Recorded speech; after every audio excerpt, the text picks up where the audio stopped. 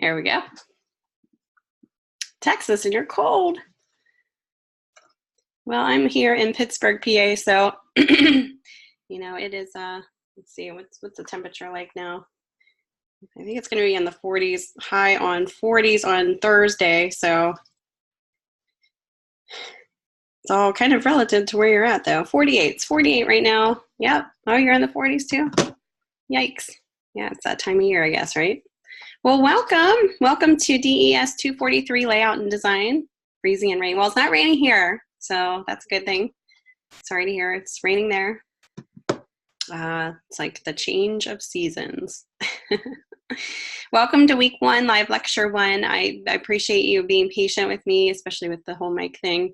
And then also pushing back the lecture about a half hour. I had some things going on that I needed to do that. So I appreciate you. I just posted 2 announcements. So I appreciate you guys being flexible with me.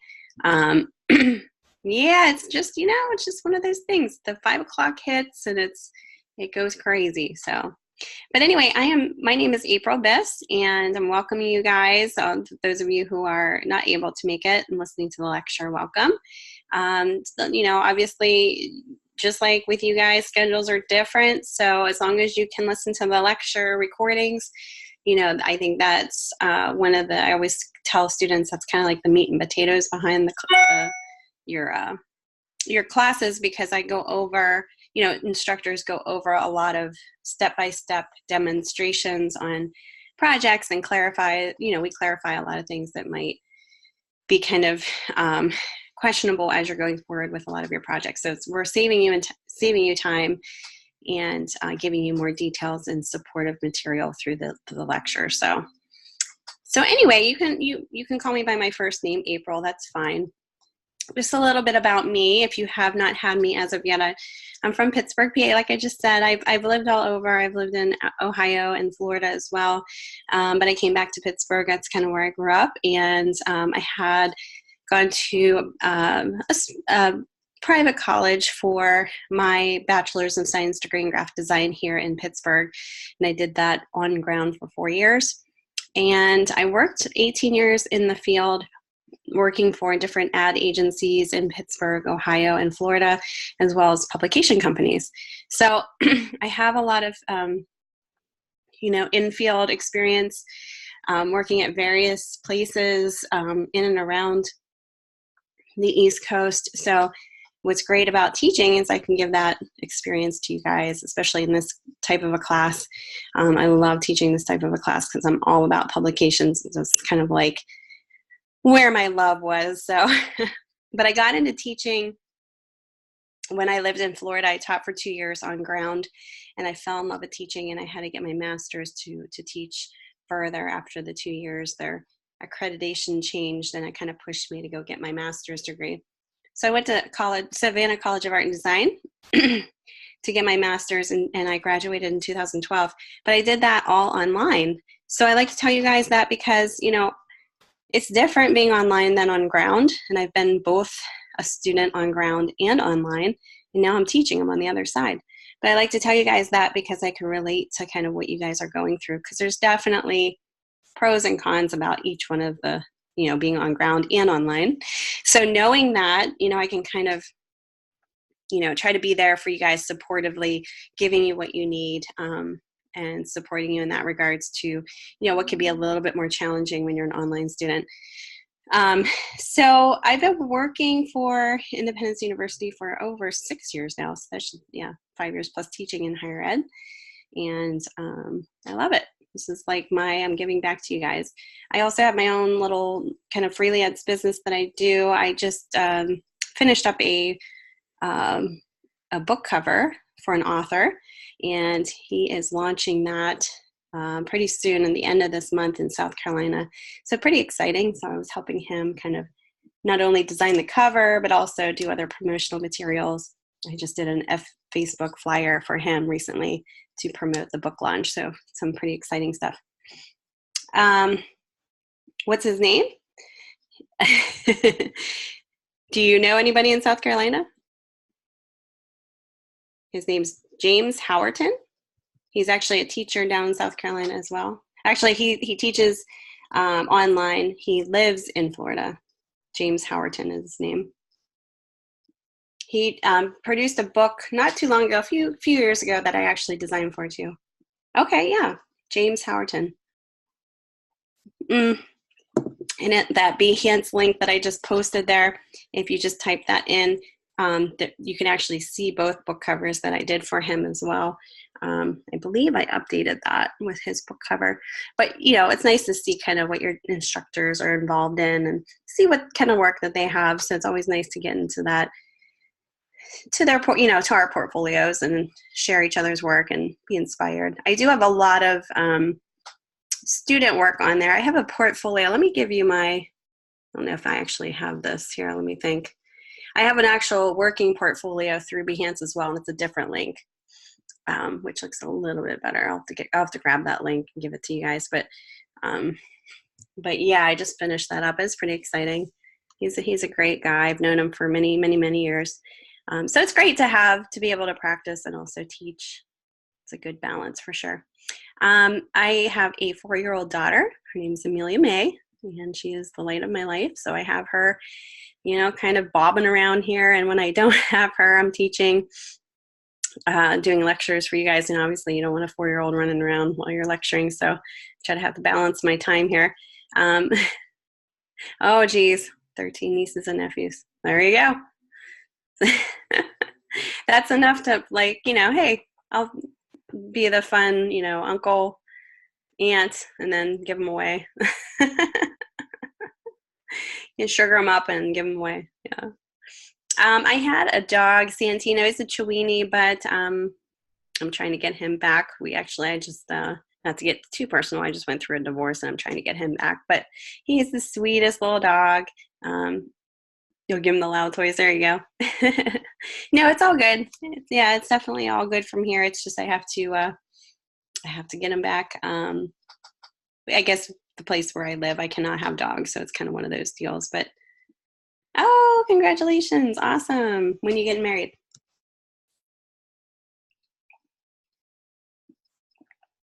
Is it upcoming or early next year? Most likely. Very, very cool. Well, congratulations. Very exciting. Yeah, so I mean, you know, it's just the changes of life, right? But I like to think of myself as a very positive person. I'm here for you guys. Very good. Congratulations. You guys inspire me as much as, you know, I think I'm hoping I inspire you guys, but you guys definitely inspire me too. And, you know, that's something that I didn't expect whenever I was teaching, that just kind of fuels my love for teaching. So very cool. So tell me a little bit about you. I know you said you're living in Texas. Are you from Texas? And you're getting married soon. And you have 13 nieces and nephews. Whoops. Okay. Very cool. And when is your expected graduation date?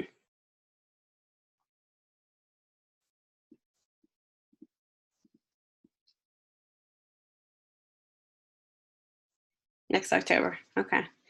Next October. Okay. So you have over a year still left. Okay. Okay. 12 months. Yeah. Well, that'll go actually pretty quick. You know, it's like one of those things where it seems like it's taking forever, but yeah, exactly. Well, very good. Very good. Do you have 2 classes or 1 class this mod? 2. Okay. Is it a design class or?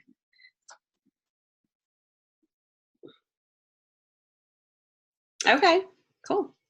All right, so you got lots of work for you. Had lots of work going on there. Yeah, yeah. Sometimes it's nice to have 1 class, just take a break. But you know, so I guess what's available and what you have offered, and you know, all that good stuff. All right. Well, yeah, I understand. Yeah, it's like, I guess we're right brain people, so that left brain part doesn't quite work as well, right? At least I know in my case it doesn't, so I'm not about math for sure. That's funny.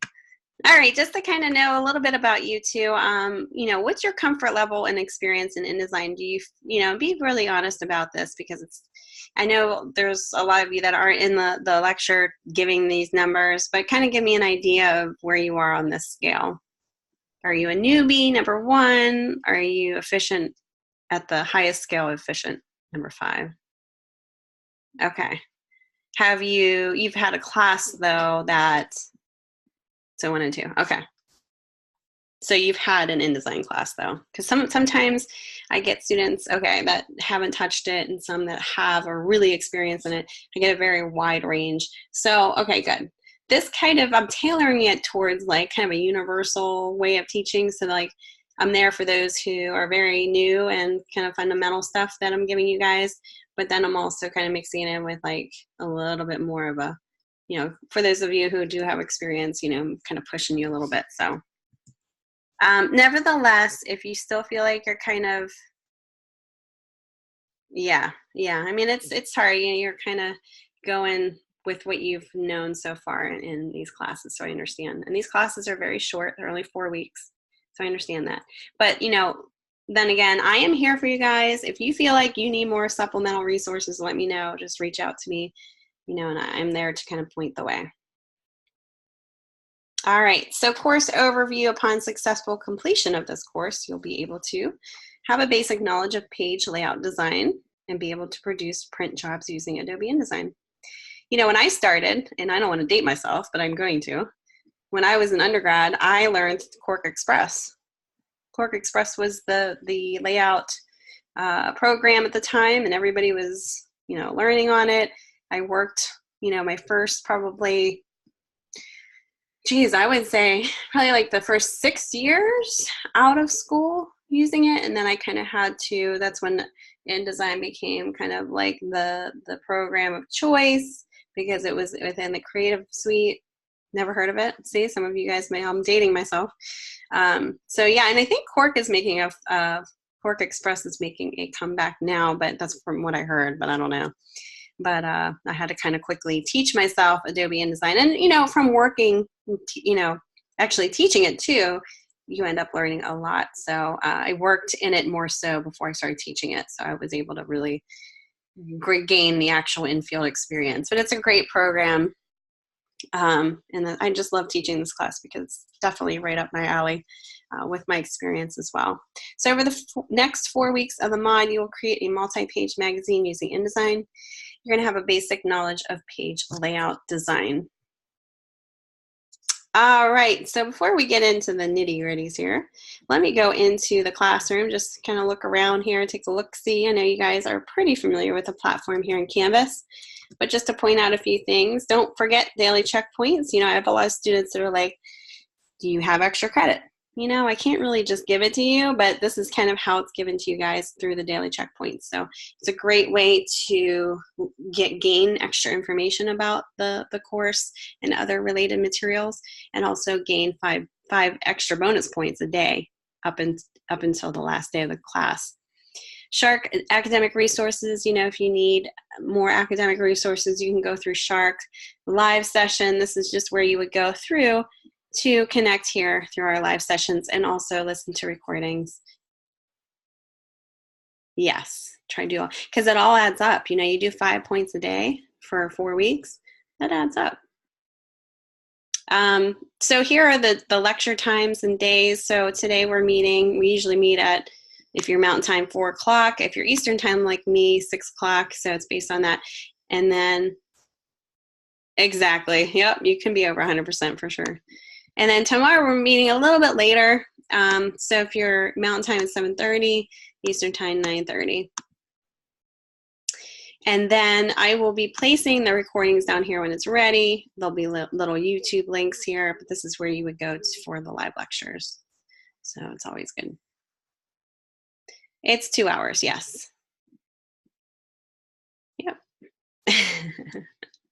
You were hoping it wasn't 2 hours. I mean, sometimes, you know, we cut it short, a little short. So, you know, it's kind of like, depending on how many people are in there, you know, you know, it's really kind of dependent upon that too. So, course information, just about what this course is all about, what we're going to be doing, and it kind of shows the objectives, learning objectives, credit hours, all that stuff. But what's neat about this is it breaks it down into a topical outline. So if you're really, oh, you work at 10? Okay. Well, you know, like I said, the recordings are going to be in there. So as long as you can make time for that. So you work pretty late there. Yeah. Everybody has so many different schedules and, you know, things that they're doing. That's kind of the pro for being an online student, is that it's so kind of like you're driving yourself. You're kind of responsible for your own schedule in a way. Oh, okay. So you're in night shifts. Okay. Woo, that's a hard one. Yeah. And then you're sleeping during the day. Yikes. Yeah, I don't know how you do it.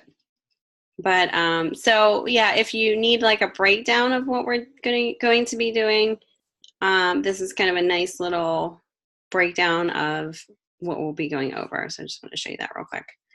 Also, and some of the stuff you won't even access, but just to let you know, there's a library here, Student Success Center, if you need extra help and I'm not available, readings and recordings. So course media is a great resource. You definitely need to be checking in here. Because every week what we have is required articles or websites or videos that you need to take a look at or read. So here for week 1, you have this article as well as this one, and then you have your lynda.com playlist, which kind of are a nice supplemental resource to what we're going to be learning, a lot of stuff. And this doesn't necessarily mean that, you know, the lynda.com playlist, it doesn't mean you have to go in and actually listen to all of these. But what's nice about this is if you have a question about something and I'm not explaining it well enough, which I'm hoping I am, you can go in here and be like, okay, well, I need to know more about how to use, edit, and redefine styles, or, I just need to understand a little bit more. So you can actually pick and choose and use it as a resource in that regards. Oh my goodness, good for you, jeez. Take care of 4 nieces and nephews and 2 disabled parents, so full schedule. Jeez. Good. Congratulations to you. That's definitely, sometimes those are motivators though. Sometimes people need that, you know what I mean? Kind of pushes you. Yeah, so great for you though. Great job. So you must have great time management skills for sure. Because you know what? Being an online student, you really have to be, it's self-guided. So if you're not responsible time-wise, it's not going to work. It's very self-guided. So, you know, that's part of the battle there. Okay. All right. So week 2, same thing. So just go in here every week. Make sure you're kind of keeping abreast with everything in here. There's videos, like I said, and just extra articles that are required. I feel ya for sure. The help desk, if you need extra help, like say if you're having issues with, well, more than IT here, I guess support. I'm just clicking on this here, but a live person, IT support, help desk, library support, all that stuff, good stuff is in there, and they have hours. So that is where that's at. And then computer support, career preparation is always in there. About the instructor, that's me. So if you click on there, you'll see a picture of me. That's my picture. Here's my contact information too, and this is my actual cell phone number. So I usually prefer you guys just to email me. I have my cell phone all the time, and I just get alerts, and then I try to respond to you guys within 24 hours. If not, you know, obviously, if you want to call me, that's fine too, or text me. That is fine. So it's just a little bit about me. If you need to contact me, I am available. All right. Okay, yeah, that's fine too. I'm usually pretty good at getting back to you guys right away. All right, so let's take a look at week 1 here, course objectives. Kind of talked about this a little bit.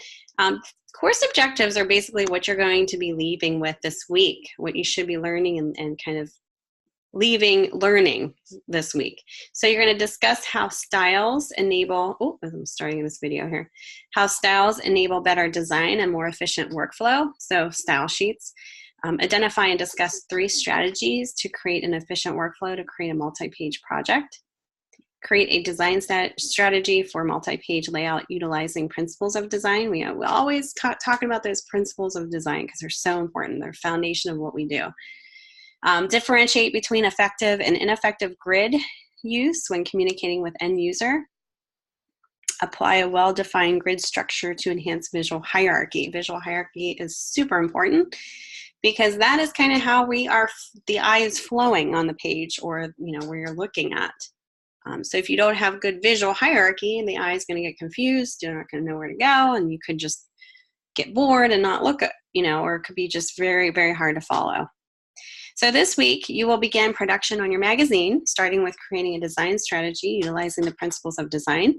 So the CRAP, as well as applying a well-defined grid structure that will lay down the foundation for preparing the editorial article for placement in the magazine. OCD is not an issue. No. Actually, I think it's kind of a really good trait to have. Maybe not so much, I guess, maybe a little bit of OCD, maybe not the highest degree, just because it really does help you kind of pay attention to details within your design. And details can really make or break a design and a designer, because that's the devil's in the details. So yeah, definitely a good thing. All right. Go ahead and read this listen to this little video here about, it's just a little inspirational video about magazines. You can look at this later. I'll kind of, I won't have to share that today, but yeah, so that's just kind of what you guys will be walking away from this week. A lot of stuff we have to go over here. So I'm going to go right back to my slides. We're going to be going over today in lecture what's on this slide. So we're going to be talking about the 5 basic principles of graphic design you take for granted every day, the do's and don'ts of publication design, and then we'll go right into your discussion. We'll just kind of read over it, see if you have any questions. And then we'll go right into your demo for assignment 1. I'll go over the overview and see if you have any questions. And then I'll kind of do a step-by-step how I would approach it to kind of help you guys along if you need to understand kind of how to get started and show you around, kind of freshen you up with InDesign tools. Okay, I thought this was kind of interesting. Before I get started here, do you have any questions about anything? Okay. I just thought it would be interesting to talk about the 5 basic principles of graphic design that you take for granted, that you could take for granted. Maybe you don't realize it, but most designers, I would say, maybe take for granted in daily life here. Okay, so let's take a look at this.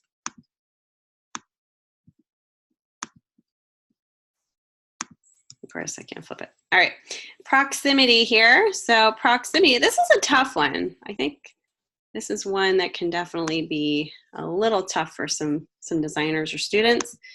And let me zoom out here. There we go. I know you guys can't see what I'm doing here, but proximity is basically how kind of the size in relation to the kind of where you're sectioning elements. So you can see on the left side versus the right side, the difference is when you have, welcome Teresa, when you have, that was one for you, but yeah, when you have kind of the elements grouped together so that they look like they belong together. Hello, welcome. So how to use proximity is place items further or closer depending on their relationship. And this is kind of what works. So you have these examples on the top here that are showing what the keywords in the middle are. The ones on the bottom are kind of showing you, without it actually showing a shape, how that could be showing the other keywords. So you have unite on the top, which is the circle, and then you have fragment at the bottom. So you can see how using proximity with the elements, yeah, can really show what that is saying in the regards to those adjectives there. So you have the order in the middle there. They're all kind of stacked in order, very equally column-wise. And then on the bottom it's more chaotic because they're kind of spread out. There's no rhyme or reason. They're just kind of all spaced out unevenly. On the top, equal, it's showing kind of an equal proximity there. all on one line, very even spaced. And then on the bottom, it's showing unequal, which is that one little shift of the dot there is all you need. So proximity is really important. It's not necessarily saying one or the other is a bad decision. You might want to show chaos in some regard. You might want to show it being fragmented. You might want to show unequalness, and that's kind of how you would do it using proximity. So here's a good example of before and after. Clear proximity can improve how your audience processes information. This is a website, I believe. So on the one left side example here, it's unclear proximity between text and visuals. So it's kind of like sporadic. Then on the right there, items are placed along a recognizable horizontal line. So it's a little bit easier to follow what's going on. On the left side, it was a little harder to understand what image goes with text. I mean, maybe it's a little, you know, not so hard, but the one on the right makes it very clear and easy to follow. Same thing with this one. Alignment is the other principle that we want to talk about. Alignment is very important. And some students have, you know, issues with alignment for sure. And this is where the OCD could come in, right? Because some things can be just off enough where it looks like a mistake. Yeah. So really kind of knowing that, you know, the alignment is consistent and done for a specific reason is super important. So if you're, for instance, if you have a logo that's centered and a tagline on the layout that's centered, and then the body copy on the bottom is right justified, well, it looks kind of off. And if you're looking for a more balanced layout, and that's kind of what you're trying to communicate, having it all very consistent and having it all aligned the same is super important. So it's really important. Repetition is another one. So repetition is basically, and in publication design, this is important because in publication design, just like in website design, you have a lot of information and a lot of elements that you're trying to organize and have it structured in a way that you're showing it all without confusing the viewer, but you know, keeping it very easy to read, the flow of reading. And that's why grid, when you have a grid structure set up, it's super important. So, oh, okay. Let me get back to you there, Teresa. She just private messaged me there. So that's why it's super important. So repetition is really important when it comes to publication design too, because it allows that eye to flow easily. It's kind of giving that nice rhythm, repetition of elements that kind of flows nicely. So you can see right there, the rhythm of those elements could be, an example here on the right would be those same square images of that sandwich kind of being placed along those 3 columns in a way that kind of creates this nice rhythm. Think of it as kind of like music, when you have that rhythm of the music kind of going along. That's kind of what that's you know, showing there. Contrast is also really important because you could have something designed very nice, like on the left side there. Yeah, it's designed nice. You have nice hierarchy, nice alignment, but what's happening here on the left side is there's not a pop of color, so it's flat. You know, nothing really kind of stands out. 2014 definitely stands out more than the rest, but what would be nice is maybe a pop of color, the contrast. So the example on the right is just kind of a nice, more dynamic way to show that. Yeah, and you could have the arrows and the check mark, yeah, on red as well. Yeah. So keeping it kind of balanced, not overboard, but having that accent color in there really kind of makes it pop, gives that contrast that pulls the eye in. It makes it more visually interesting. Contrast can be good and bad. You know, the one thing that is kind of a problem sometimes is with text. If text is either on an image background or a color background, such as this on the left, that's very close or kind of opposite, I don't want to say opposite, but more complementary colors that are giving that vibration, like in that middle there with the green square and the red type that's giving that vibration off. It's really making it, you can see the letters clearly, but it's really hard to look at. Yeah. So it doesn't necessarily have to be close in hue. It could be 2 opposing colors that are kind of vibrating against each other. So really try to make sure you have really good contrast, especially with body copy and publication design. That's super important because a lot of the times Welcome, Christine. A lot of the times in publication design, you're kind of maybe popping out a sidebar with, highlighted copy about, something super important about the article. And usually the type is on a colored background. Bracelet. We're just going over some things here about things that kind of think about when you're designing, and these are the principles of design. We always kind of try to make you guys go over this over and over again. You're probably tired of hearing it, but there's a reason for that, because that's the foundation of what we do. So contrast, repetition, you can see this is kind of a nice little, almost like a poster that you could print out and put on your wall. Alignment and proximity are really important principles of design that will make your design definitely not fail. It'll make it more effective and obviously easy to read. Also, the elements of design are super important. So you have line, color, texture, size, space, value, shape. Yes. So, if there's something missing, can I add texture to this without it being over designed? Different things that you can add to it to make it more visually interesting and communicate appropriately for what you're trying to communicate. These are all the elements that we use as designers. All right. Any questions about that? Just a little refresher of principles of design.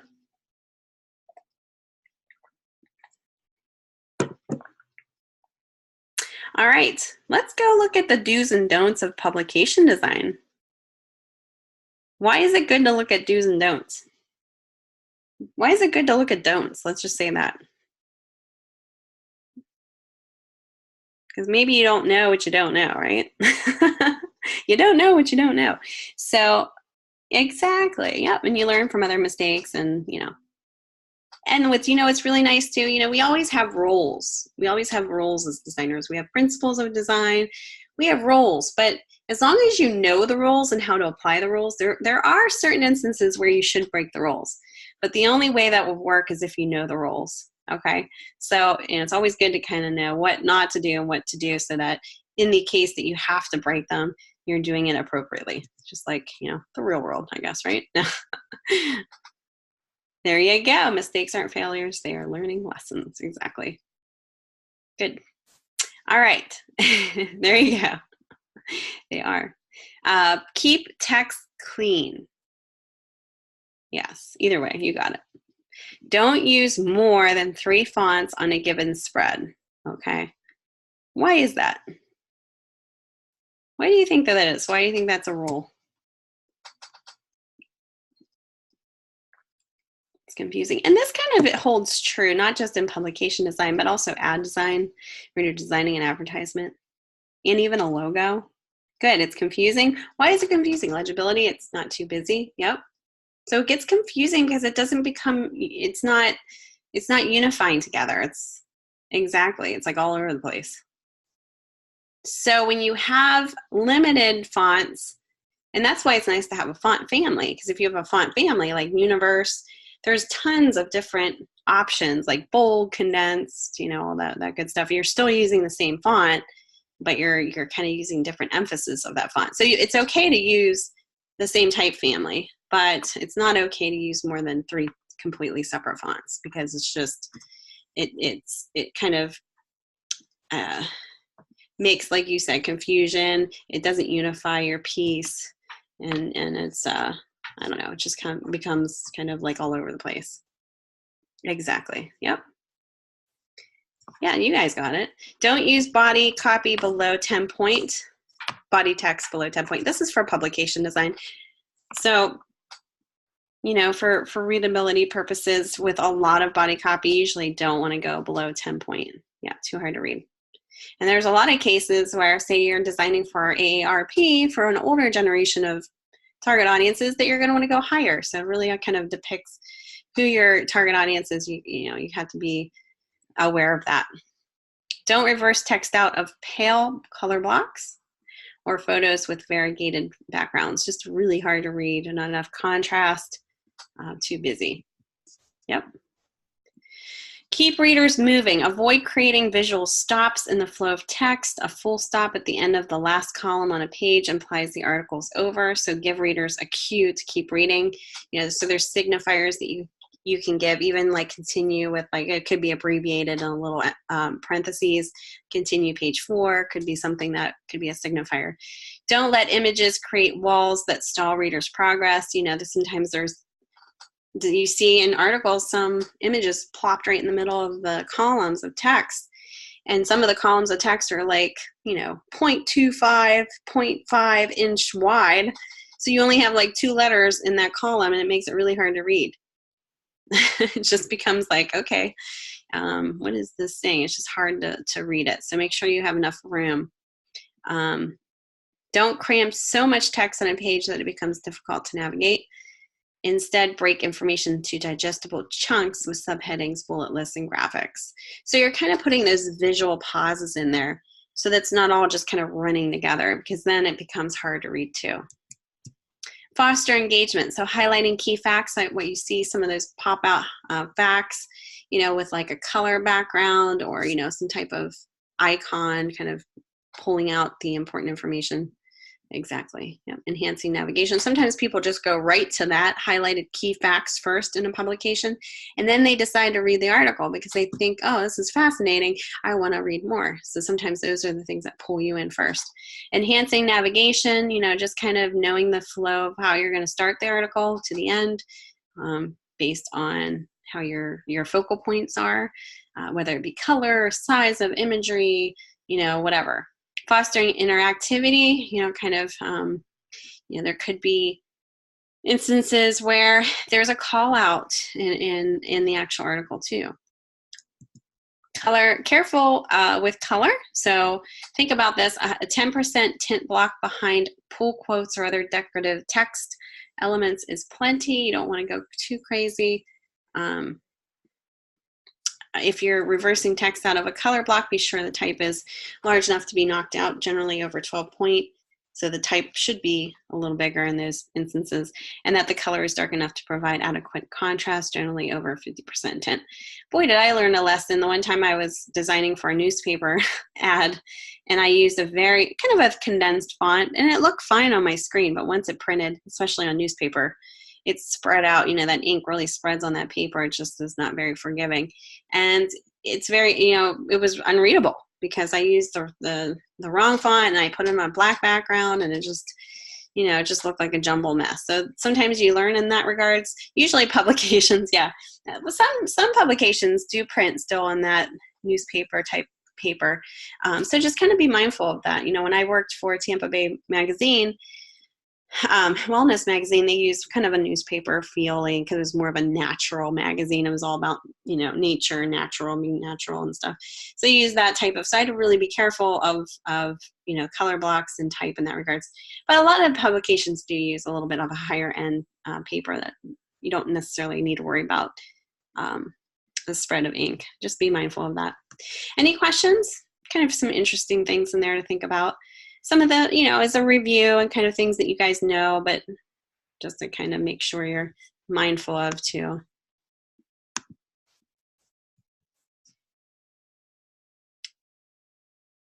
No questions. Okay, I'm going to go over your discussion, and then what I think I'm going to do is going to do just a quick little 5-minute break after this so you guys can get a break from me talking, and I can rest my voice a little bit. And then we'll go, after the discussion, we'll go right into your assignment here. All right, no questions. So this is all about efficiency and infinite possibilities. Some of you may have started this already. Here's the learning objectives. And the background information, I'm going to leave that up to you guys to read. I'm not going to read this word for word. That's up. I want you guys to kind of read into that. I'm going to go right to the prompt here. I'm going to read this out loud. And then if you have any questions, you let me know. So have you ever started a design project only to find it takes much longer to complete than you thought it should? Let me tell you. I've been in that position many, many times. In the world of multi-page layout, there are ways to improve and streamline your creative workflow process to enable faster and more consistent multi-page documents. In fact, the point of streamlining your workflow is to implement the right strategy to solve the design problem at hand. Many of us have been there. We met with the client, planned our design strategies, set a project deadline, and everyone was happy. Such is the case with Billy Jones, a very talented and creative freelance designer who has met with and landed a new client. The client has asked him to prepare and produce a multi-page trade publication with a very tight deadline. Billy agrees to meet the scheduling demands of his client and will begin the layout the following morning. It's now late the following afternoon, and Billy has found the design is time-consuming and challenging, putting him into an unknown territory, in jeopardy of missing his deadline. The next day, the client called and was unable to reach Billy until later that afternoon.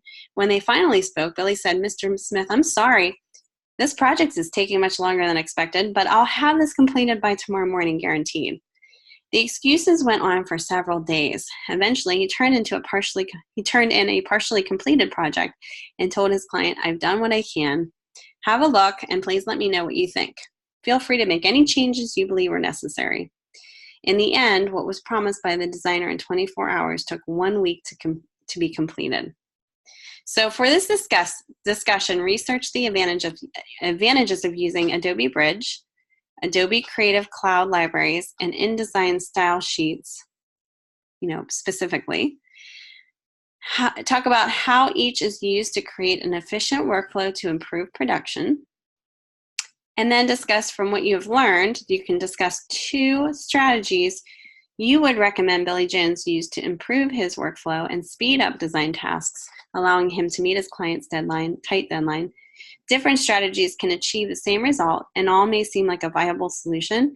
Look further into the scenario of how and why Billy's design process prevented him from delivering high-quality work for his client. Time management, there you go. Geez, that's like the theme today, right? So for your initial post, you may research workflow strategies used to navigate, share, collaborate, organize images, videos, and manage other creative assets used when creating a multi-page document. All right, so it's all about time management, right? So what things could he have, what other strategies could he have looked into or maybe applied to help his time management for this project? And it's such a, it's funny that this kind of is the discussion, because so many times I have experience, I'm not sure you'll experience this, but especially in ad agencies, a lot of the clients do come in and they say, I need this. And you say, what's the deadline? They're like, yesterday, because it's usually like a fire drill. So you're on like a very, very tight schedule. And it's super important to understand, the workflow, the importance of efficient, task operations that you can do to quicken the process. Use templates. There you go. Well, sometimes that could be also a bad thing too. I mean, there's pros and cons about everything. I would have started looking into things that same day instead of the following morning. There you go. Yeah. So think about that too. Don't just think about, also think about these specific elements, but also think about how he could have maybe formulated his communication to the client, how maybe he could have started a little sooner, those things as well. Good point for sure. And you might even just look up, efficient workflow as a graphic designer, research that, and you might find some other great tips. And what's really cool about talking about something like this is you guys not only are, obviously doing this discussion to complete it, to answer all the questions, but you're also learning about all the different techniques that you can do to make yourself, more efficient as a designer. So you could find something out from somebody else's post that you didn't even know about. Even it's a sleep issue, he could have pulled an all-nighter and got it done on time. Yep. Sometimes that just has to happen too. You're right. Yep. And maybe it's the case of sometimes that it's going to take you a little longer. Sometimes things you have to think about it realistically as a designer, and you kind of get to know this. Maybe not so much when you start as a designer. You'll kind of have to go through the process at least for a year to know how long things take, how it would take for you to create whatever that you're doing in the project. And then once you kind of get that feeling, the intuition of, okay, this is how long it should take, that'll kind of give you a little bit more knowledge of how you talk to the community, you know, how you deliver your promises to the client. So if they're coming with you to you asking for something that you know is obviously not doable during the time frame because it's just going to take way too much time, you need to communicate that to your clients so you're not putting yourself in that situation either. Yep, exactly. Yep. Good. So you guys are all thinking in the right in the right path there.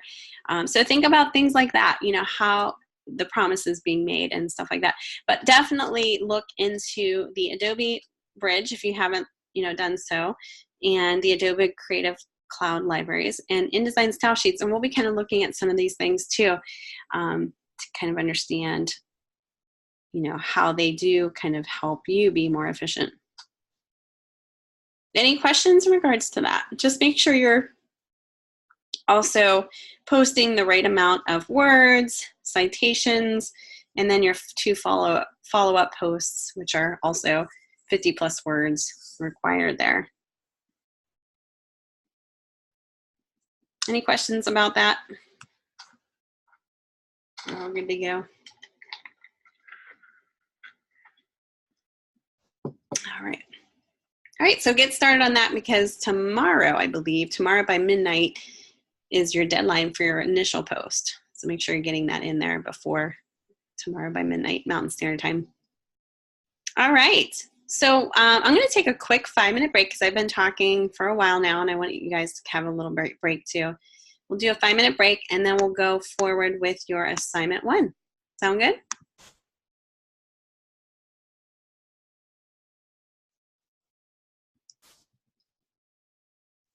Okay, sorry about that. Last slide wasn't quite with what they changed the discussion from the last time I taught this class, so that's why that had that different title there. So I apologize. All right, well, I'll see you guys back here in 5 minutes.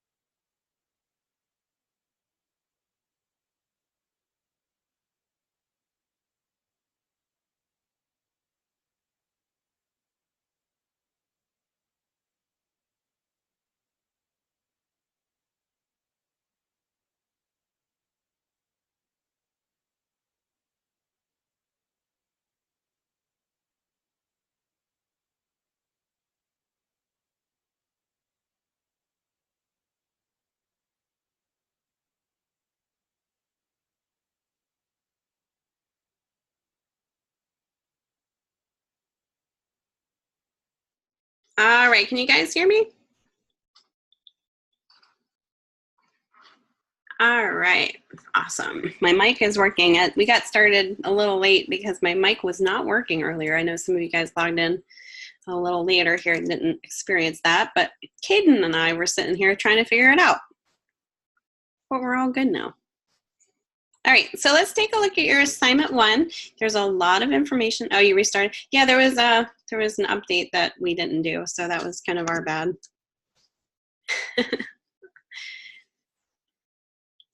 All right. Kind of figured that was probably the issue. All right, let's see here. All right, so there's a lot of information in here. Like I said, this is going to be kind of like a build upon project. Okay, so we're going to be working on this in the next 4 weeks of this class. So there's a lot of information. Don't let it overwhelm you. We're going to be building this, you know, each week and revising it. So that's why it's really super important for you guys to also turn in your work on time for projects such as this, because you need that time to revise and then resubmit. So kind of keep that in mind. Okay, so go ahead and read through the background information here. I'm going to kind of skip down to this almost third to the last paragraph here, because I think this is kind of important to talk about. But the top part here talks just about what we were talking about earlier, the CRAP, Principles of Design. But what I want to read is this, because we're going to be doing part of this in your assignment, excuse me. So typically the first article to appear in the magazine is the editor's letter. It is a welcoming letter from the editor-in-chief, which covers a central theme in the issue and can contain some thoughts about the topics and magazine covers in general. To ensure correct placement of this and additional articles, the designer may create a simple diagram of small thumbnails organizing each story according to the structure of the magazine: cover pages, table of contents, feature, and support articles, allowing the designer to see any flaws in the rhythm and flow of the magazine. Almost kind of like a wireframe or like thumbnails of, you know, sectioned off areas of where everything would go. Unfortunately, many designers, like grid, exactly. Unfortunately, many designers skip one crucial part of the publication process before starting the layout, and that is to read the copy. Why is it important to read each article? Well, so you understand the key concepts in the article. Reading the article will help with text formatting, knowing where to place the bullets, etc., selecting images that complement the story and work well with the text, and may even spark some creative ideas. You may even pull out pull quotes. Yep, the info is correct. See if it's correct.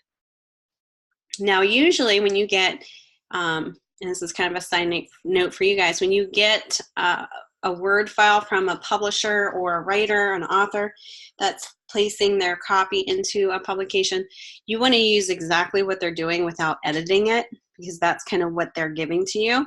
And it's their job to kind of review it as far as the copy goes. You shouldn't be altering the copy unless they tell you to. So it's kind of one of those things.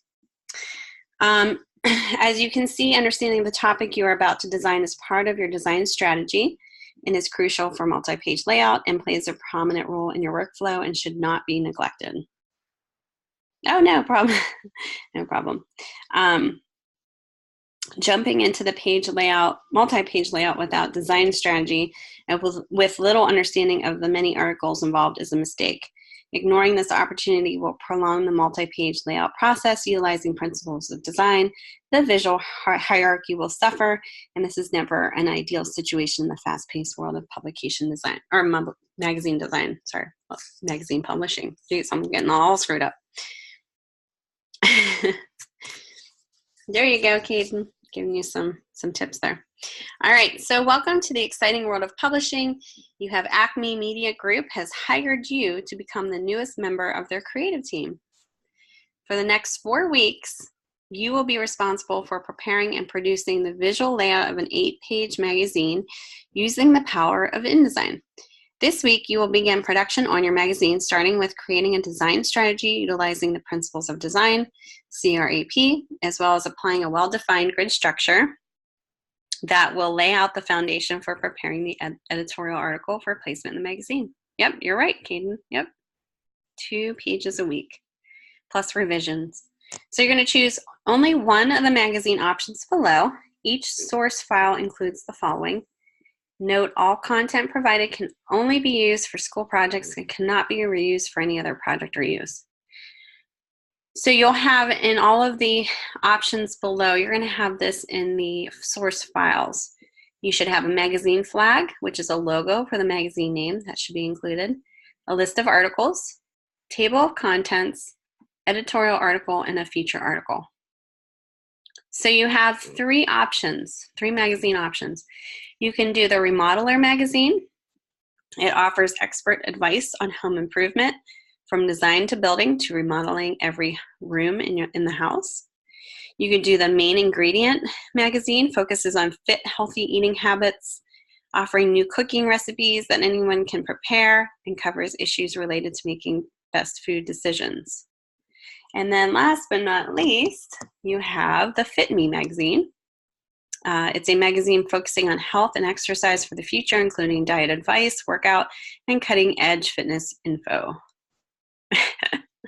There you go. You already work at a gym. Yep. If you want, sometimes you want to challenge yourself and do the one you think is the least, that you're interested in, or that that, more so, you don't know that information more so. Say if you're not a remodeler, you might want to challenge yourself. But I would suggest if you're really, if you're really not so good at InDesign yet, like you're kind of learning, I would stick to something that you know. So you're not putting that pressure on yourself. Okay, so you're going to choose one of the 3. There you go. Planet Fitness, there you go. So you're going to pick one of the 3, and then the instructions are kind of what we're going to go over today in the lecture. So you're going to size the overall size of the pages are going to be 8.5 by 11, portrait format with facing pages. You're going to have 8 total pages. The article placement, the editorial article is what you'll be placing, begins on page 2. So IFC, inside front cover is what that means. That's kind of where that will be placed. So it's like once you see the cover and then you flip it, that's going to be on the inside front cover. Allow space for the table of contents to be created in week 4. You will determine how much room you will need for your table of contents and editorial based on your design ideas. So again, very important to kind of just whip out a piece of paper, start, pencil, just kind of try to figure out, where you want to place everything. Do a grid structure. You will determine how much room you will need. Let's see here. Page 7, inside back cover is the next page that you're going to work on. So you're going to work on page 2 and 7 for this week. So page 7 is the inside back cover and continues your editorial article. So it'll be a continuation. All right. Sorry, I had to take a drink there. Create master pages. They're required. I'm going to show you how to create those. Define a well-defined grid structure to enhance visual hierarchy. You're going to add page numbers, which is, when I say folio, that's kind of included into the page numbers. So we're going to work on your folio. Create paragraph styles. That's required. You're going to have a title, subheading, body copy, and author. You should have all of these in your paragraph styles. You use all copy provided for our editorial. Use all images provided for the editorial article. Additional images are not approved. Excuse me. Apply the principles of design, and then use linked text frames to connect editorial copy from page 2 to 7. And I'll show you how to do that. Package when you're done. So everything's done. Package your InDesign file. Include a PDF. I'm going to show you how to package it. No problem. You're going to save your package file as a zip file, so you're going to condense it. And then you're going to submit that zipped file for submission. Now I'm going to go over how to set all this up and give you some tips and hints and all that. But do you have any questions so far before we get started? It's a lot of information. We'll kind of go step by step, so it kind of makes it a little easier to understand and break it down for you guys. No, ma'am. Okay, you guys are easy. And I'm going to show you kind of how I would approach it. And it's going to be kind of like a cooking show where you kind of get the fast forward of it. So you might take more time in the process of the beginning process, whereas I'm going to say, okay, I already have a grid structure ready to go. I already looked at this, did thumbnails and thought about this. You guys will be taking a little bit more time. You won't be going straight to the computer. So just kind of keep that in mind. All right, so decide on what you're going to do. You're going to do Remodeler Magazine, Main Ingredient, Fit Me. And then when you decide to do one of them, I'm going to use, I believe, Fit Me for mine. So I'm going to download this source files here. I'm going to upload and then download onto my desktop, and I'll save that into a folder. And you guys probably already have your own way of organizing your folders. So go ahead and download the folder based on the client that you're going to do. Download that. I just threw it on my desktop. And then we're going to get started here. So in this folder, and just like the other ones, and this is the Fit Me, so just kind of bear in mind I'm picking the Fit Me one. Fit Me magazine. In there is articles. So you're going to have all the articles in the magazine. So not just the ones that you're going to work on just for this week, but also the ones in week 2, 3, and 4. So you have the editorial magazine, which is the one you're going to use for page 2 and 7. You have the feature article, which we'll be utilizing in future weeks. List of articles, that's going to be used, I believe, at week 4 when you do the cover. And then table of contents, again, this will be in week 4. Now, what I would suggest is go ahead and open all of these, read through them, kind of see what's going on, and you might even open more than one folder, asset folder, to kind of understand what each of these magazines are about. Read through them, and that might kind of help you decide on which magazine you're going to go with. Here's a spelling error here. We're going to ignore that for now because we're going to do a spell check. It's kind of like you're going to use this information, not change it, and then you're going to run a spell check to kind of change that stuff. So, but anyway, read through the articles. This is the editorial article. This is the one that you'll be using for page 2 and 7 based on the client that you're choosing, the publication that you're choosing. So this is what it's going to look like. Let me zoom out here. And this is typically how you're given this information as a designer. Publishers will give you it just as a Word file, and then you'll just copy and paste it. So this is about 2 pages here. Go ahead and read through it. See what it's all about. No problem. Put one on each side. Yeah, so think about how you're going to do this. So you need to have a table of contents in there too. So really think about, sketching this out. You have 2 pages that you're going to be utilizing. This page 2 will start the article, page 7 will end the article, and the only space that's not going to be filled is your table of contents. So think about how you're going to utilize that space. All right, with that being said, I'm going to open up InDesign, and I'm going to share my desktop here so you guys can see my whole, here, hold on one second.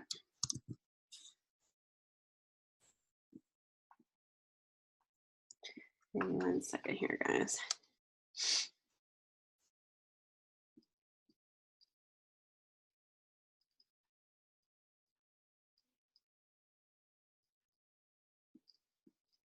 Okay.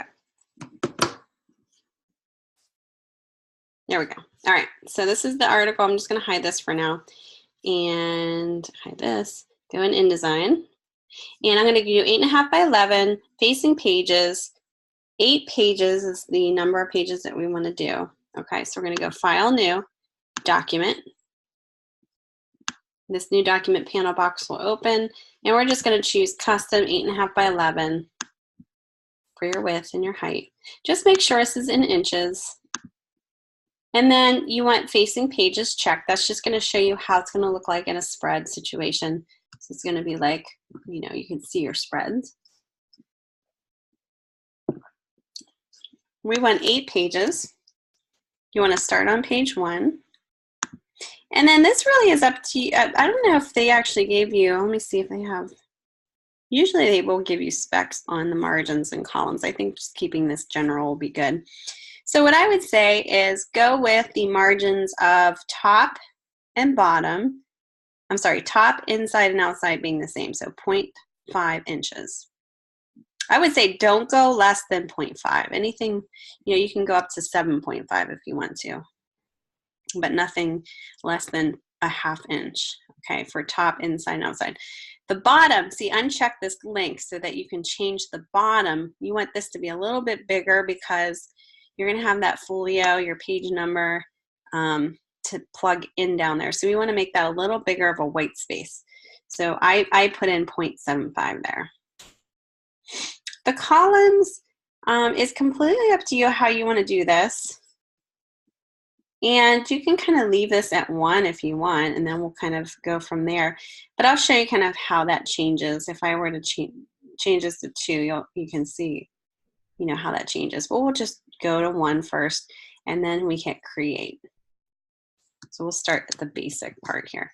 If I zoom out, so I'm doing a command negative, like a little negative sign, I'm going to see all of my 8 pages here. So I can see that this is the cover page, the beginning page here. My inside editorial page will be page number 2. And if I hit pages, if you see this box here, if you don't see this panel of pages, go ahead up here where it says essentials and just say reset essentials. This will kind of reset your panel box here. I'm going to click on pages because this is a nice little panel that you can control your flow of pages. You can control your master page. So this needs to be up. So what I'm seeing here is, you know, I will be working on page number 2 and 7 for this week. We're going to leave all the other ones blank other than the folio that we're going to create the page numbers. So 2 and 7 is our editorial article. With that being said, you can go ahead and double click on number 2 in your pages panel to go right to it. And this is kind of where you set up your grid structure before you do anything. Now notice how my margins are a little less wide on the right and the left and the top than the bottom because I'm going to put a folio down here, which is the page number. So what I'm seeing here, this red line is your bleed line. Right where the white meets the gray is the trim line. That's where the paper would be trimmed. And this purple line is your margin space. This is just for you to use to align your elements, like your copy and your images.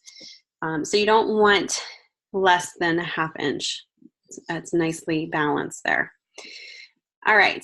Now, if you don't have rulers up, see how I have rulers on the top of my bar and then the bottom of my bar, my vertical and horizontal.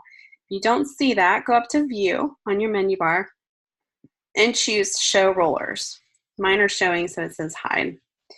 When these are up, what's nice about this, if you have your selection tool in your toolbar selected and you click inside this, say the horizontal one, rule box, you can click and hold that click and pull down these nice little margin guides and then drop them anywhere you want. And you can move them. If you don't have them locked, you can move them and you can delete them, hit delete on the keyboard. And these don't print. These are just for you to set up your grid structure. So like say if you want to do the 1/3 rule, you can set these up so that you're doing that, you know, where top of the half maybe like imagery and then the bottom would be copy. So you're kind of spacing that out. Same thing with vertical ones, margin guides. You can click and drag and hold that click out to create margin guides. Say if you wanted to do maybe just copy on this side, an image here, copy here, and a nice, you know, white color with maybe a block of color up here. You know, you're kind of indicating where that goes. You'll take your type tool and then you can kind of align it within these blocks. So I'll show you kind of what I'm doing here real quick. I'm just going to put placeholder text in here. You can put an image up here. You know, obviously you're going to make it a little less right up against here, but just to show you real quick.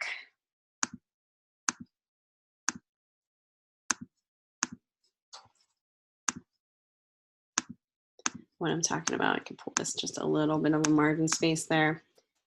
So let's pull this out. And then I can also put like little margin bumpers here so that I'm not right up against it. But this is how you start a grid. And then what you do is you balance your elements out here. And I'm going to pull out down a margin guide to kind of pull this up so it's equal in space here. Maybe this is a color block.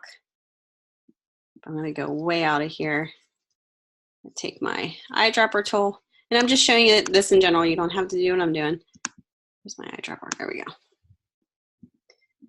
Pull out like a color there, you know.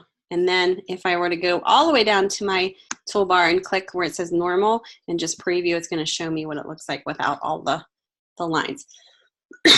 Excuse me. So this is how you're beginning kind of a nice structure of your grid. Now, kind of be mindful of table contents needs to go in here. So go into your table contents Word file, open that up. Let me see here. Where's my table contents here? Table of contents is my article. You know, see how much space that's going to utilize. It might not be a ton of space that you need. I would say it's probably, you know, take a look at this. This, you know, can be smaller. This is at 12 point. So at the smallest, this is kind of what you're dealing with here. So just kind of be mindful of that's the space that you're going to need. It's a little hard to know until you're actually in there. And that's kind of what publication is all about. Design is you're kind of shifting elements. But I would say this is pretty, a pretty good space, maybe a little less than this. Maybe that could be the copy here. And then, yeah, say we'll do like a 2, and I'll show you how to do this. I'm just kind of doing this very quickly here. And then this is for designated for table of contents. Now, typically table of contents is kind of on the left side here on the left-hand page, or maybe at the bottom. It's not really kind of on the inside part. So just kind of make sure you're aware of that. So I probably would flip these two. But I just wanted to show you quickly on how to set up those guides. Any questions about that? You can delete those too. Now, if I wanted to go, let me go to File Document Setup. Remember in the beginning, whenever I had that option to, let's see here. Where is it? Margins and columns. Up to layout, margins, and columns. I had the option to do columns. Remember I said just leave it at 1. Well, if I were to put 2, 3, I want to just show you how that looks. And I'm just applying that to page 2 because it's selected here. But I just wanted to show you how that looks. So if you wanted to use this as your guides, this isn't going to print, but this is kind of a guide of columns maybe that you can flow. These aren't text, you know, they're not creating text boxes. This is just guides to show you the columns that you can make. Now I just left it at 1 because I think that's a little easier to follow. And then if you want to implement those later, you can. All right, with that being said, let me see if you have any questions first. I'm going to go while you're typing no or yes. I'm going to open up my editorial. No, okay. I'm going to go back to my editorial Word file and open up. Let's see here. What am I doing? Desktop Fit Me magazine articles. I'm going to copy and paste this. So just do a select all. So on your keyboards, Command A is the shortcut key. But if you were to go up to, oh, this is actually Word. Let's see here, what is it in Word?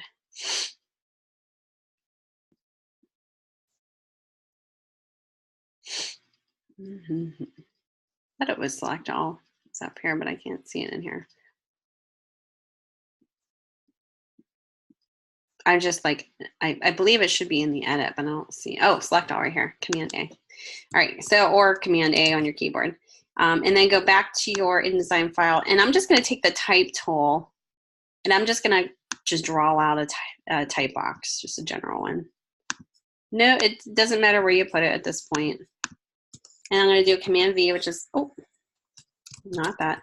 For some reason it didn't copy. Copy.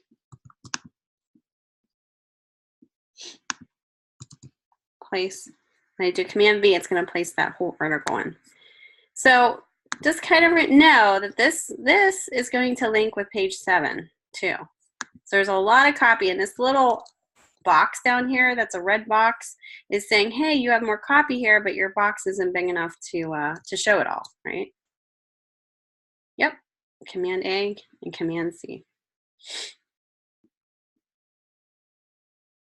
Did I say command or did I say something else? Sorry about that. I must be losing my mind. All right.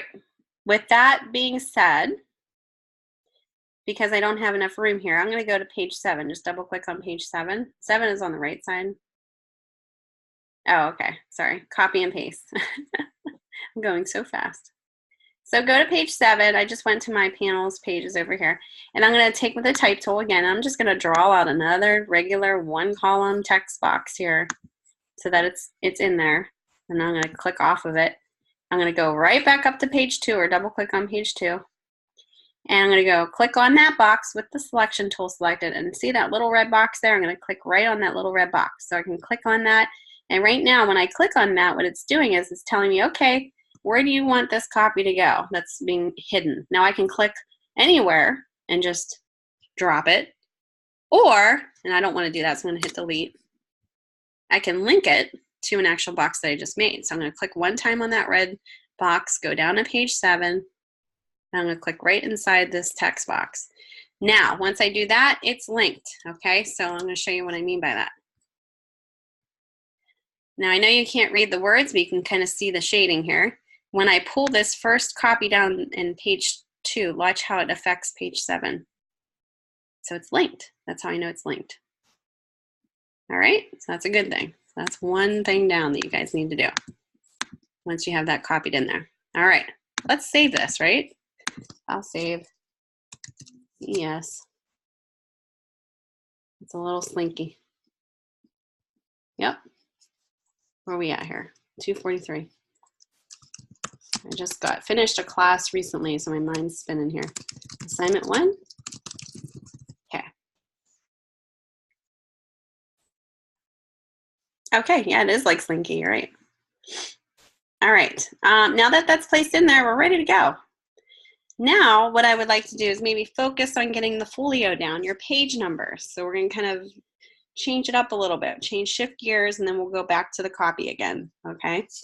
So, have you guys worked a lot in master pages, with master pages? You know what they're used for, you know why we use them. This can be a little confusing to some of you, and I know I've been there before. Once you kind of understand it, then you're like, oh, okay, I get it. But it can be a little tricky. So it's okay to say, you know, I don't know. I don't know what they're used for. Why are we using them?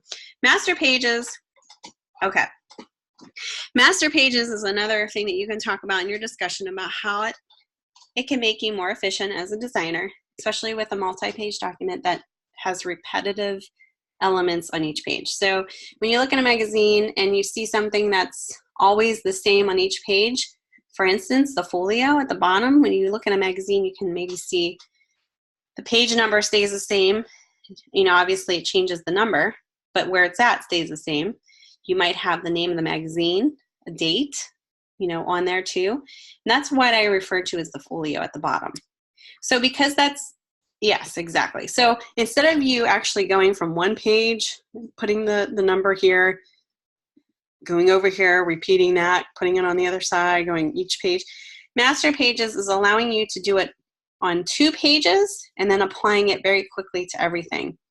And then if you have any changes, you just go to your Master Pages, change that setting, and it changes it on all of them. So it may not make sense when you're only working on a 2-page document, but when you have like over a 200 page, it kind of really eliminates a lot of crazy time. Exactly. It's kind of like a template.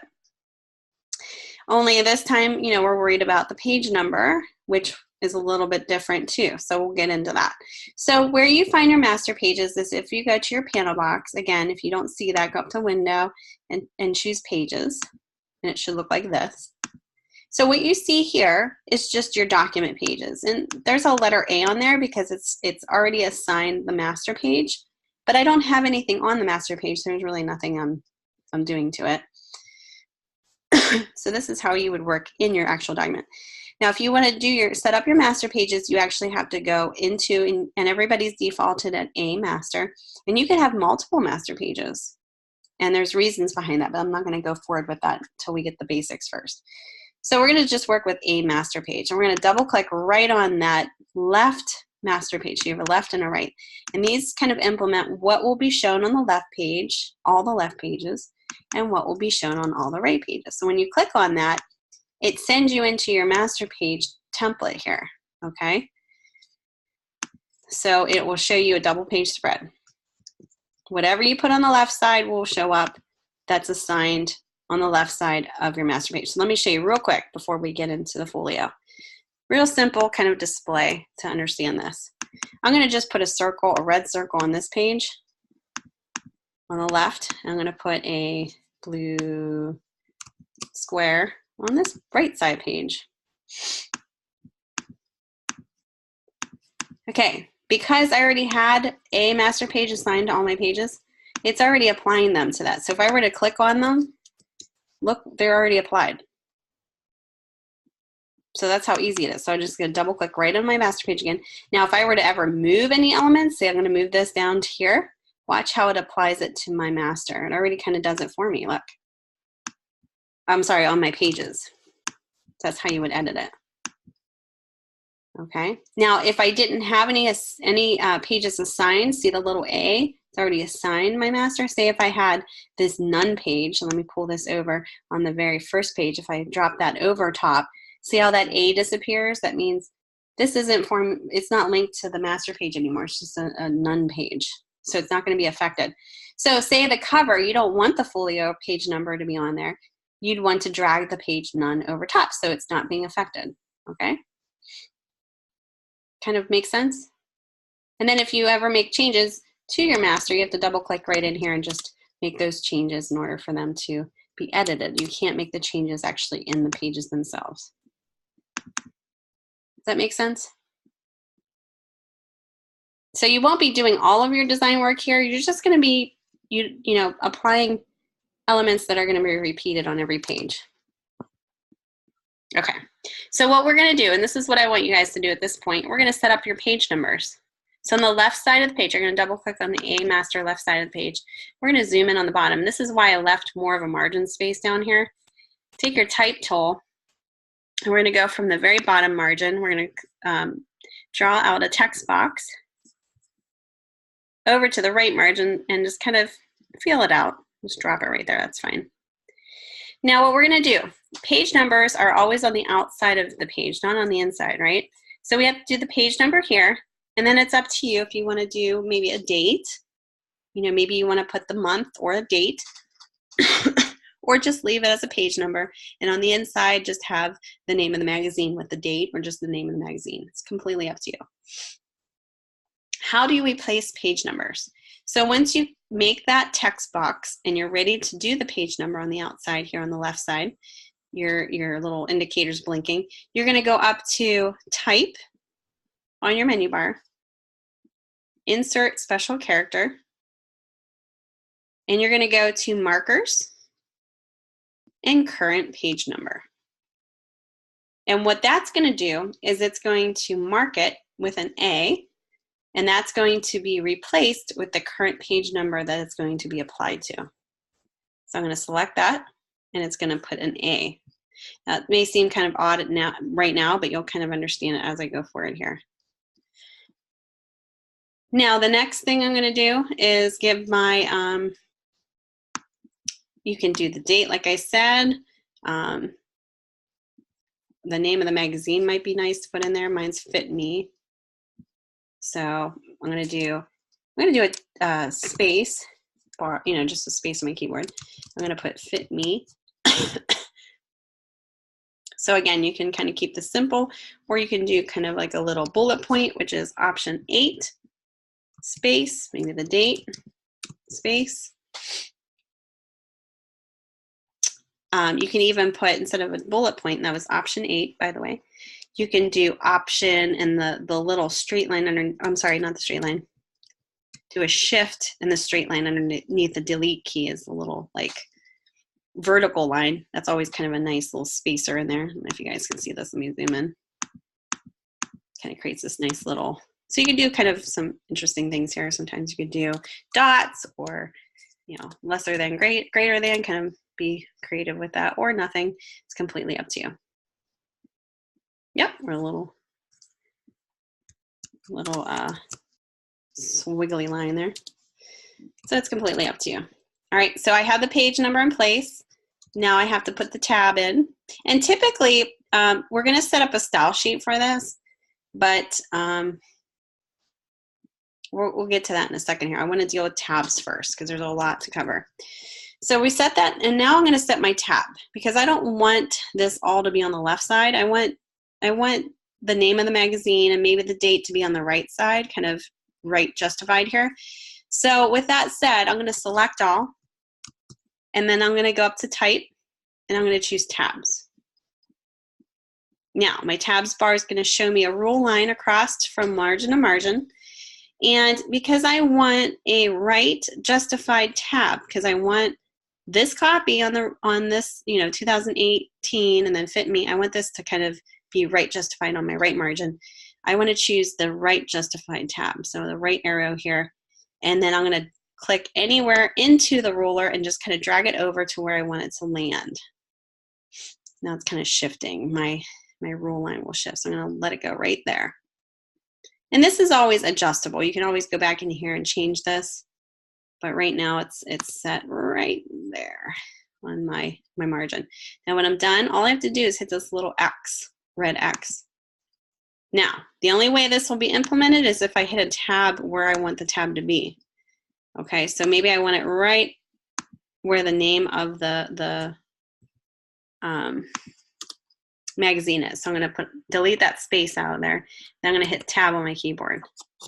When I hit tab on my keyboard, it goes right there, right where my right justified tab is. Now, say yours doesn't quite go to the right aligned, I can double click on this again, select all, go up to type to adjust it, hit tabs again, and this is where you can actually go in here and adjust this tab. You can even delete it. I just deleted it by accident. I just pulled it off.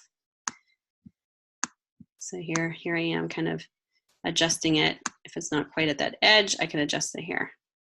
Does that make sense? Any questions about that? Tabs can be a little tricky to some people, but once you get it, you get it. Does that make sense?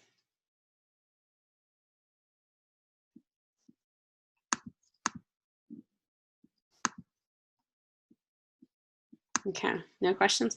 I'm gonna pull this down just a little bit away from my margin.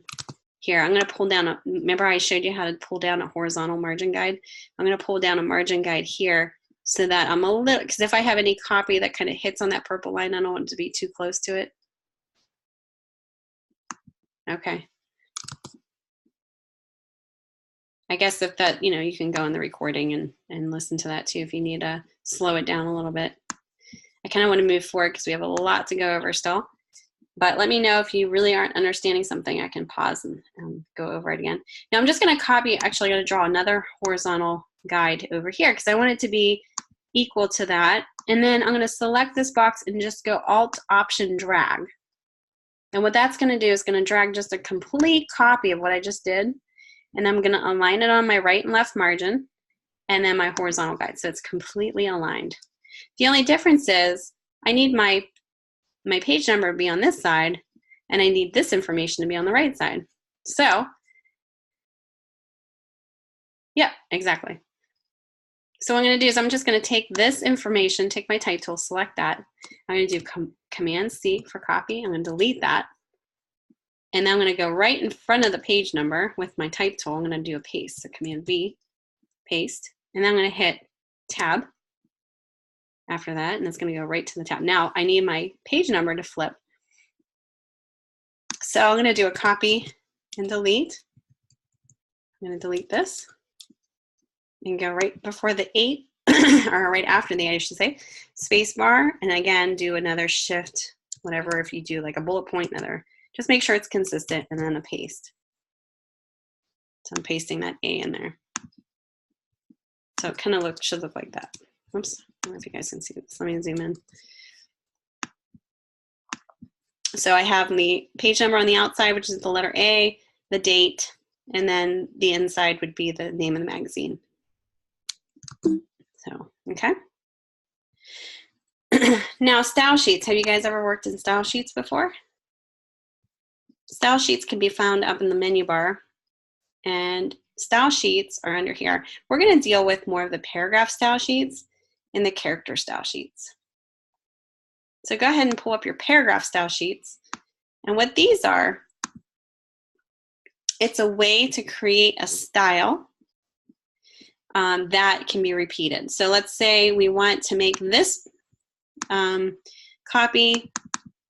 We want to select all, and we want to make it smaller than 12-point type because 12-point type is a little bit big for the folio.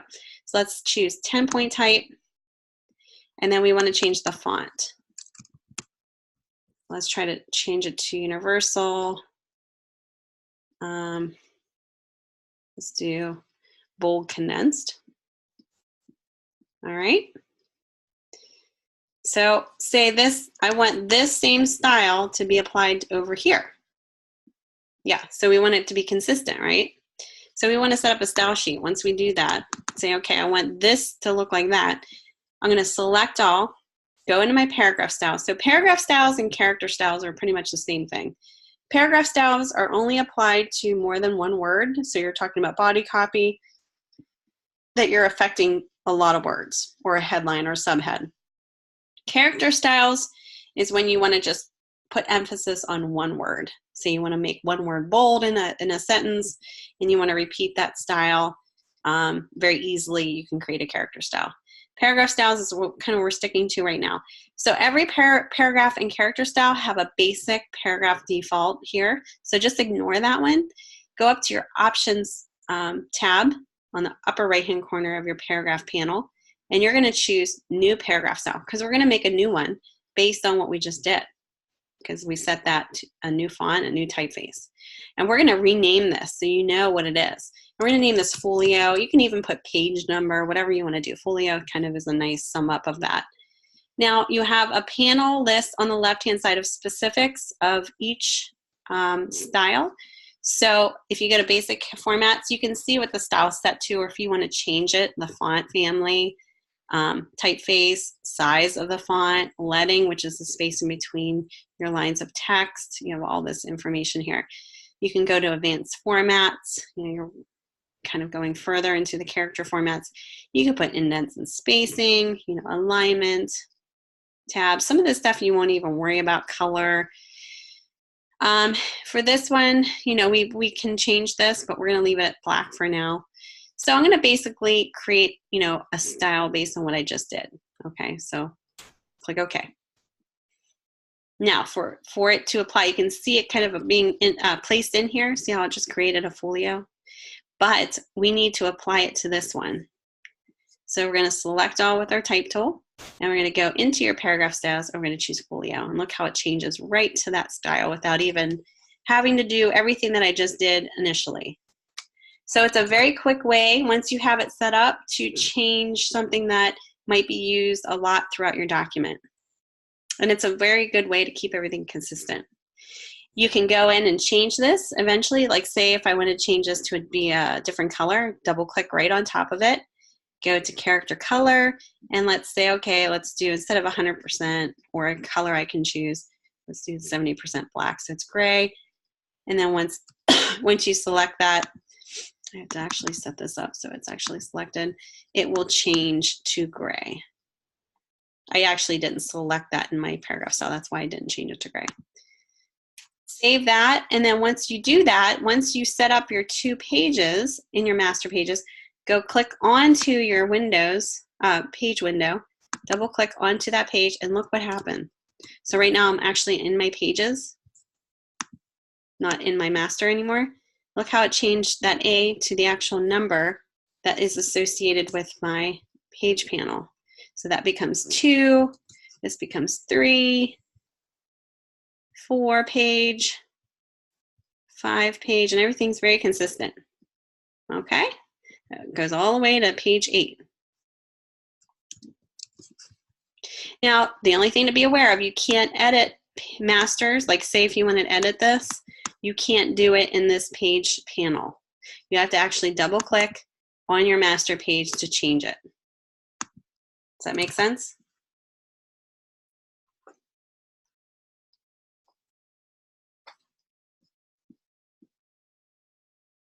Okay, so I'm going to go back up to page, to page 2, which is the editorial section.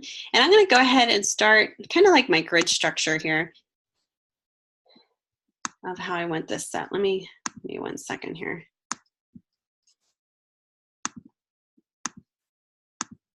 I'm not sharing my.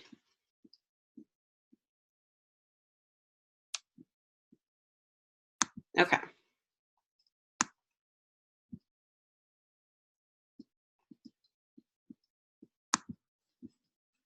Where am I at here? Oops. Now things will be shifting. Let me share my desktop again. Things may shift. So, sometimes, is this sharing here? There we go. Things may shift as we go forward, and they should. It's all about kind of shifting things. I'm going to pull this over, my vertical line over to, let's say 4.5. And that's where I'm going to start for now, where my text will be. And I'm going to leave this open for my table of contents. And then what I'm going to do is kind of draw a line, kind of saying, okay, this is where I'm going to start my headline and kind of other things going on here. So I'm starting my grid here.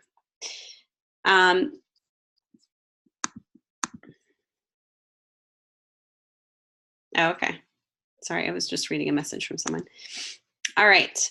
So now what I want to talk to you about is using some type of signifier, maybe on the top or somewhere where it's going to indicate that, yeah, I'm reading a letter from the editor. So typically you have like a little signifier. I'm going to do like a little rectangle up here. It's going to bleed off. And it's just a simple shape that I just drew with the rectangle tool. I'm going to change this too. It's kind of like a little tab. And I'm going to make this a color here. I'm just going to make it black for now. I'm going to zoom in here. And I'm just going to take my type tool. I'm going to drag out, make sure I have margin space. Letter from the editor. Now you can make, a style sheet for this too. So let's say we go to paragraph styles and do a new paragraph style for this one. And we'll name this page signifier.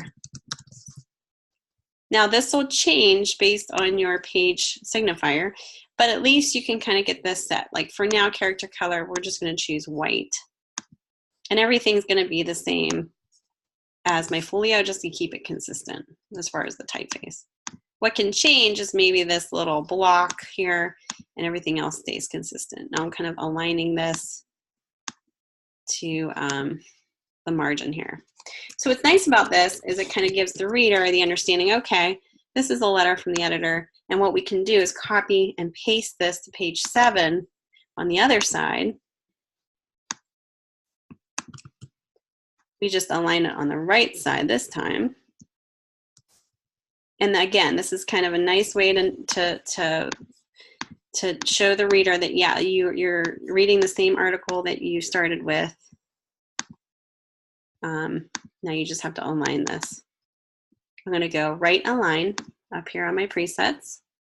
And I'm just going to pull this over so that it's aligned just like up above. Letter from the editor. Now it doesn't have to look like mine. Yours can be a little different. I would suggest even looking at other magazines and seeing what they do. Based in it, it's the style magazine that you want to do. This is what's real open to your creativity. Is it's up to you in terms of, but make it appropriate to your magazine. So if you're doing a Fit Me magazine, you may research other fit magazines. That will be the start. Look at. You can even go online and type in Fit Magazine editor from the letter from the editor, kind of see how they did it, just to get a general sense. But this is how you would connect those two. Now you can make this a different color, but then keep it consistent. Whatever you end up doing here, you want to keep it consistent on every page, start of any section that you're doing, just maybe changing the background color. And obviously the name of the section. All right, the next thing is imagery. So what am I given in my folder here is images. So in your image folder, if you go to your editorial images, you should see, mine has 2. You might have more or less. So I see these 2 images that I need to implement in there. Okay, so I'm going to go back to my article and say, okay, I'm going to implement, and you could do different shapes. You don't have to do rectangle frame tool. Rectangle frame tool is how you place images in. So I could do a regular rectangle here, and then do a Command D for a file place. And place in here. Now again, reading the article will get you the opportunity to understand maybe which picture to choose in the beginning to start with. So kind of make sure you're aware of that. But like I said, you can do, you don't have to do a square. If a circle works better, you can choose one of the other shapes in here, hold down the Shift key to make it proportional, place it in there. It's not going to place in there perfectly, so you have to go to Object, Fitting, Fill Frame Proportionately for it to fill that frame proportionally. Now you can also, just kind of an FYI, and a lot of students don't know this, you can create your own shape. So like say for instance, you just wanted to do some funky thing here. Maybe you wanted to do, I'm taking the pen tool, and I'm just drawing these lines here. Maybe you wanted to do more of a curve here, and you want to adjust this. It's just like Illustrator, where you're taking the indirect selection tool and kind of manipulating this line. If you're good with the pen tool, you kind of understand this. You can make your own shape, select it, Command D, and place that image right in there. Okay, so you're not limited to just the shapes they give you.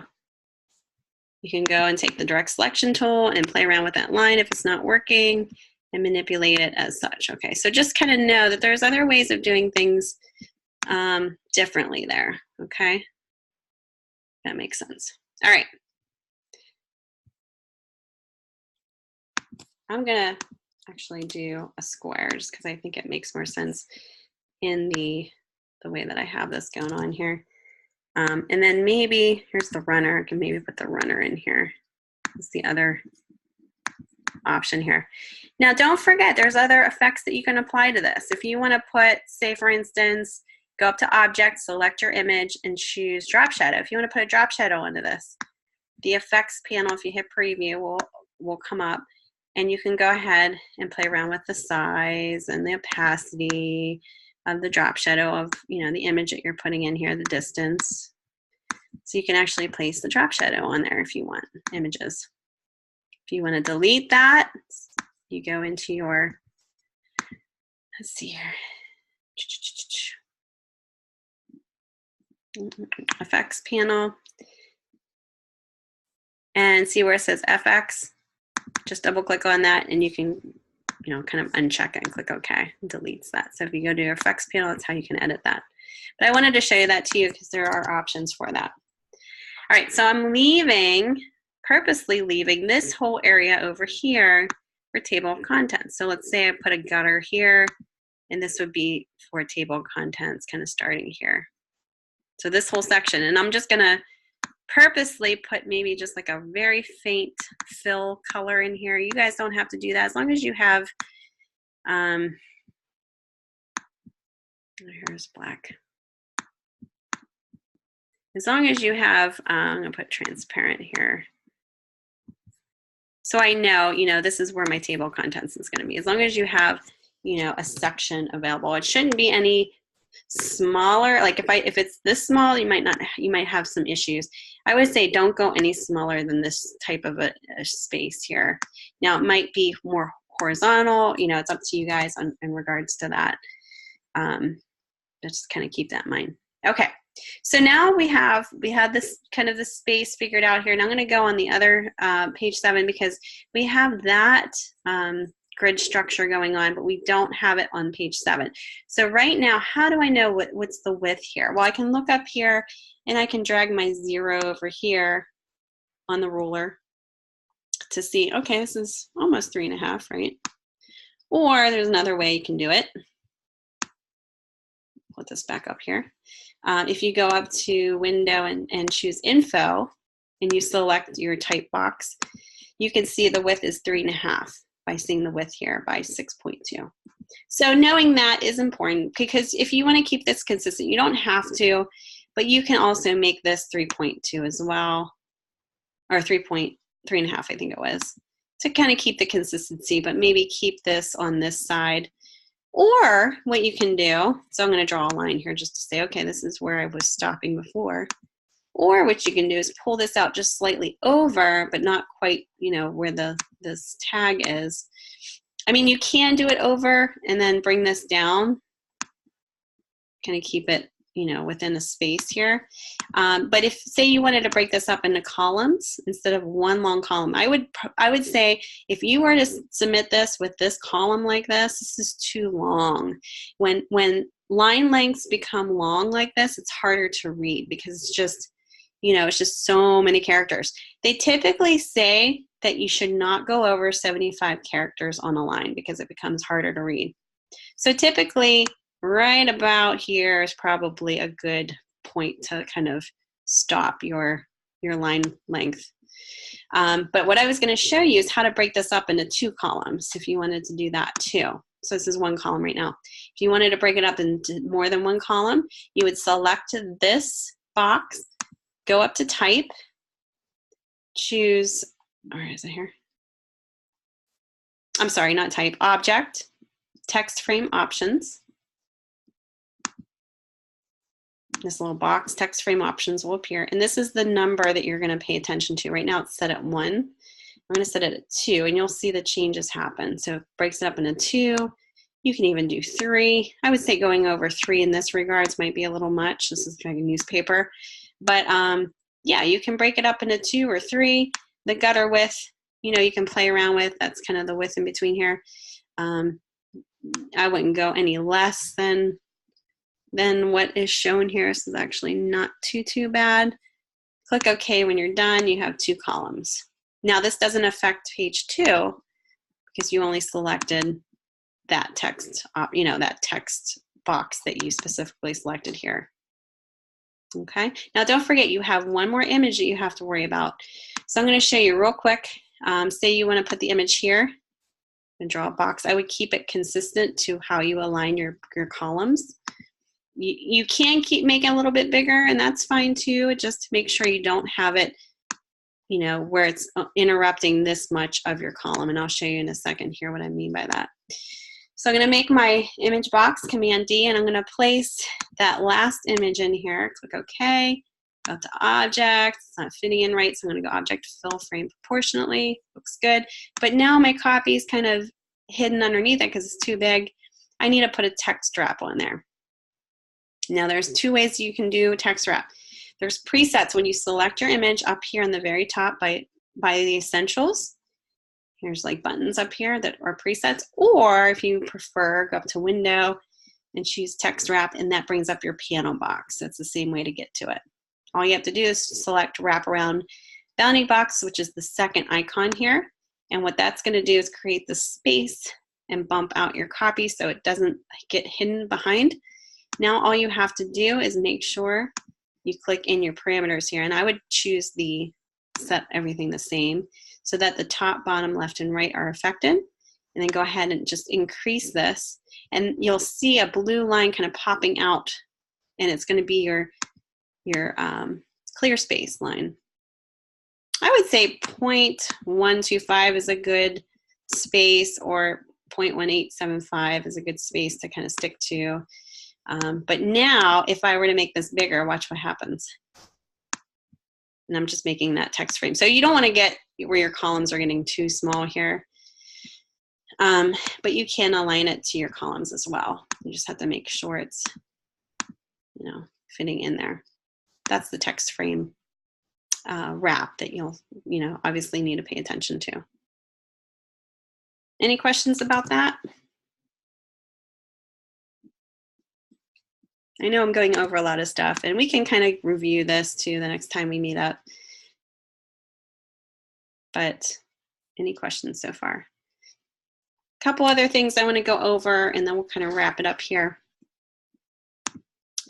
So we're going to bring up, excuse me, style sheets again. Remember how we did the style sheets for the folio? and the signifier. We're gonna do it for the body copy. So let's set your body copy. So take your type tool and select all, everything. Okay, no problem. So do select all, and then this is where you pick a font that's going to be workable and readable for this for all the body copy in your magazine. Okay, let me go back up to styles. I kind of lost my piano box here. Okay, so I'm going to select the option right-hand corner box here and say New Style like we did before, and I'm going to name this body copy. Now this is going to be the body copy that's going to be used throughout your whole entire magazine, so you kind of be mindful of that. I'm going to go back down to basic character formats. And I'm just going to use Times New Roman. Just use a classic font similar to that. I wouldn't go anything crazy. You know, use something that's readable. Serif font like that is perfect. And I'm going to do 11 point. I typically do like 10 by 14 for my leading. That's getting a little small, but I usually prefer that. You can kind of shift that. The other thing to be aware of is align to grid. We want to make sure that that indents and spacing, that aligns all of your lines to a grid so that it's not shifting. Click OK. Now, the only problem with align to grid is if you don't have the ratio set right, this is what happens. It gives you a little bit too much of a leading space there. So I'm going to go back and adjust this based on my type. So I'm going to go back and double click on my body copy. I'm going to go back to my basic character formats. I'm going to make this a little bigger. I'm going to make this a little tighter. Okay, so 11 by 12 in this font works. It's not too spaced out. Looks pretty good. And now if I were to align to baseline grid, if I were to have any body copy next to this, say in another type box, the baselines are the very bottom of each line are going to all align no matter what. They're going to snap into place, so you won't have any weird shifting. So that's really important. Notice how when I applied that, we make sure we select body copy that we applied it to so that it applies to it. If you don't, it's not going to set to it. Any questions about that?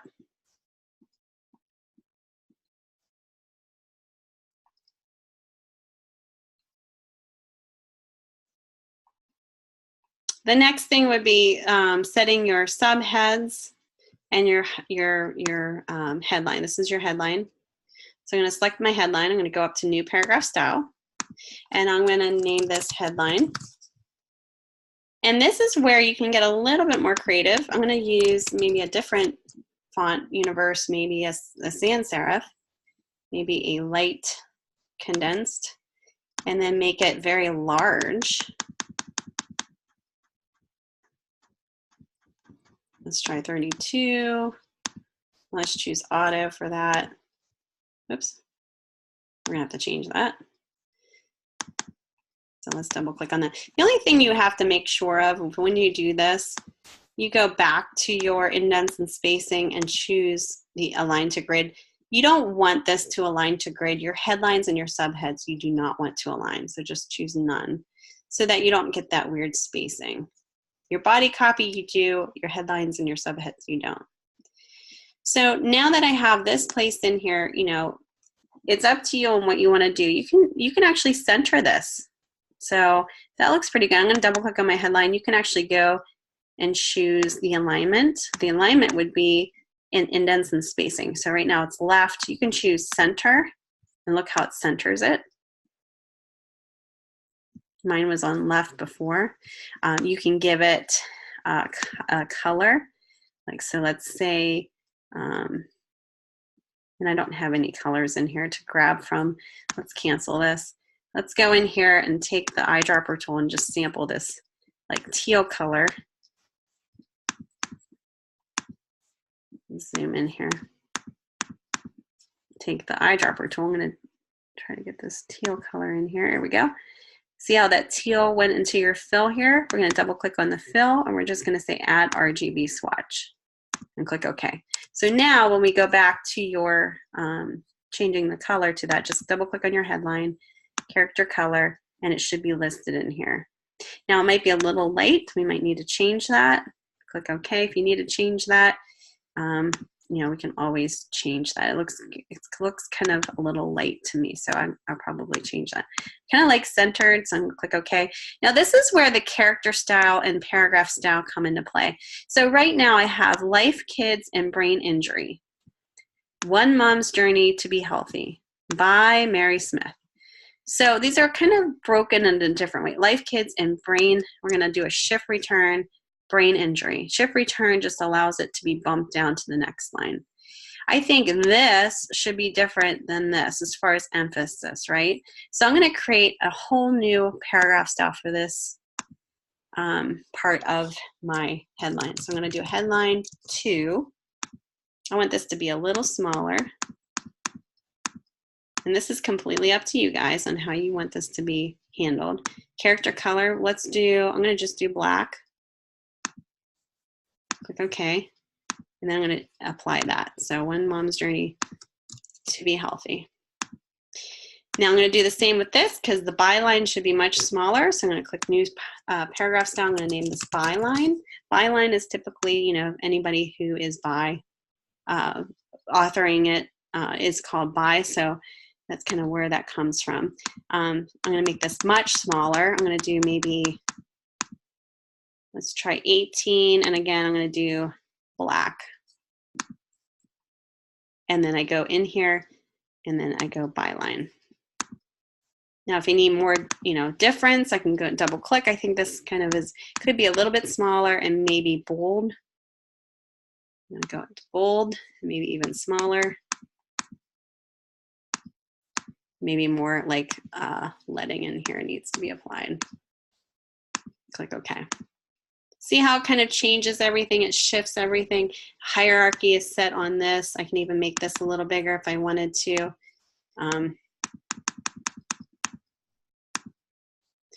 You know, kind of play around with that. Okay, and anytime you have the headline place, that's kind of, it'll keep it consistent. I'm gonna pull up the leading here just to kind of even this out here. It looks like a little bit too far apart. Click OK. I have 41 set. And again, I'm going to adjust this too. Now, whoa, you know what's kind of messing this up? You know, let me go into indents and spacing none. This one is this. I'm going to check here. Indent spacing none. Good. And then here too. Just checking my indent spacing none. Okay, that's good. My leading here is a little spaced out, so I need to adjust that. Let's see here. Pull that in a little bit so it equals out. You know, I may need to have a space in here. Kind of figure this out here. I'm just adjusting the leading. And I could even put like a line in there, you know, some kind of a visual pause in there. But see how it's kind of nice to have that differentiation. I can even put like a little line in here. Adjust the line so it's a little thinner. Now these are all the little details that you'll figure out, you know, once you kind of get everything settled. So this is the start. Let me hit preview. You guys can see what I did so far. Let me reset my boxes here so they're not all over the place. So this is the start. So I'm setting this up. Now I can definitely change my colors here to reflect what I'm showing in here. I'm going to make this a little darker. I'm going to double click on here and make this a little darker.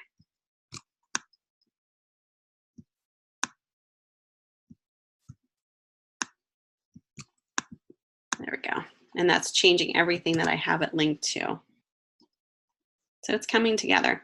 The next thing would be the subheads. We'll do that real quick, and then we'll probably be on our way here. So just kind of bear with me here. Lots of stuff to go over. And then we'll finish this up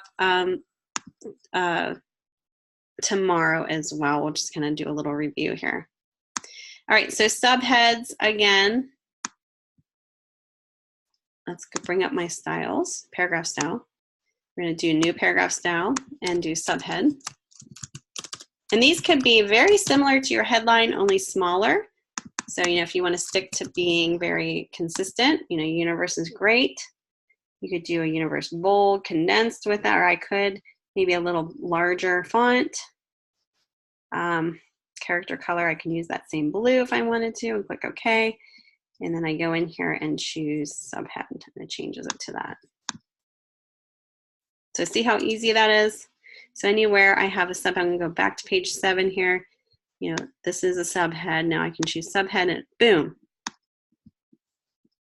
boom, changes it. See how easy that is? You're not kind of going back and make those changes. Now remember how I did the baseline shift, baseline alignment?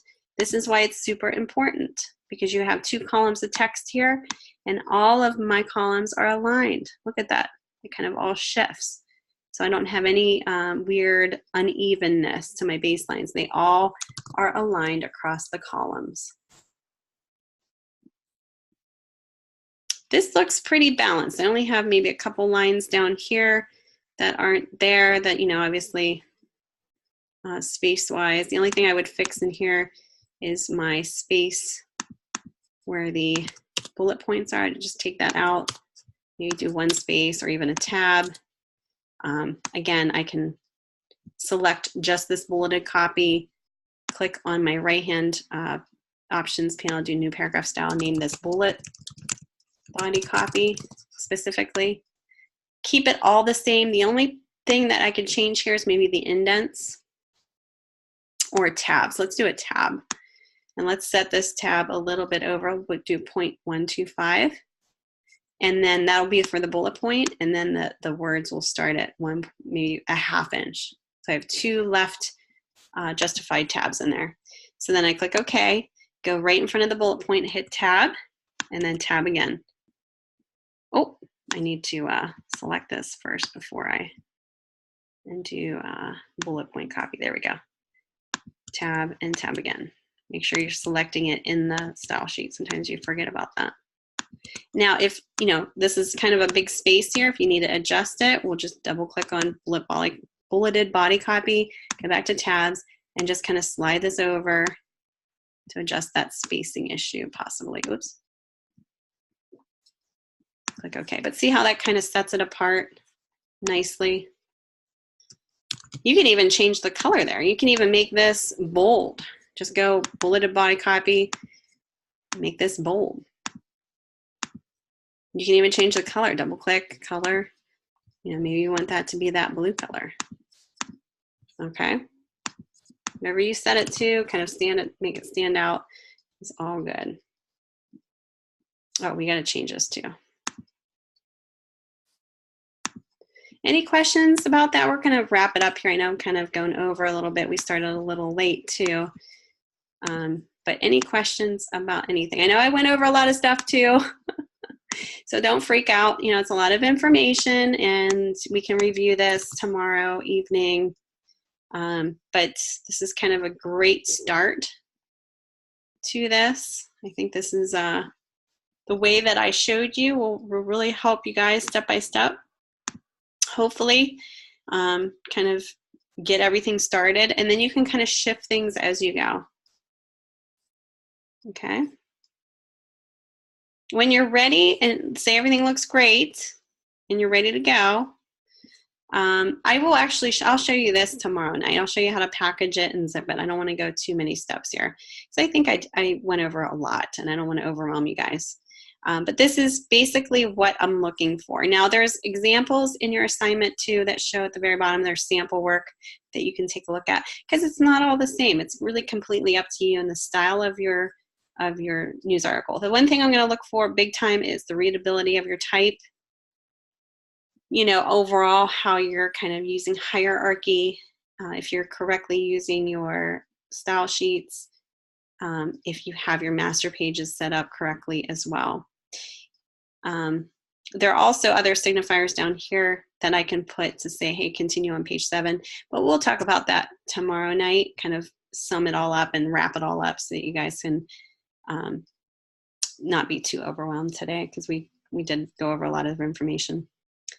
All right, guys,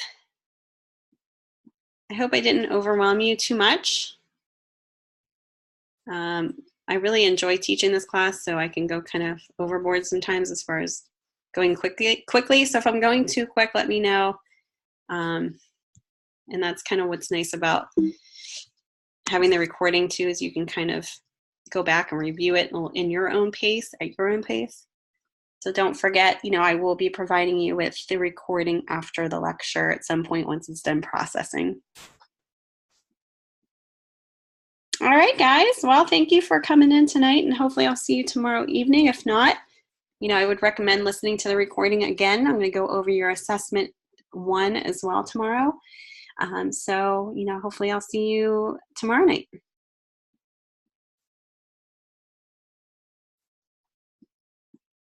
All right.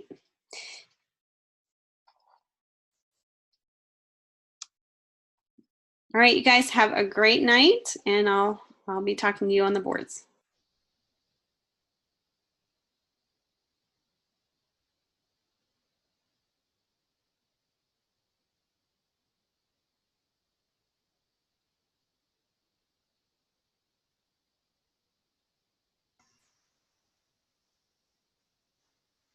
Oops.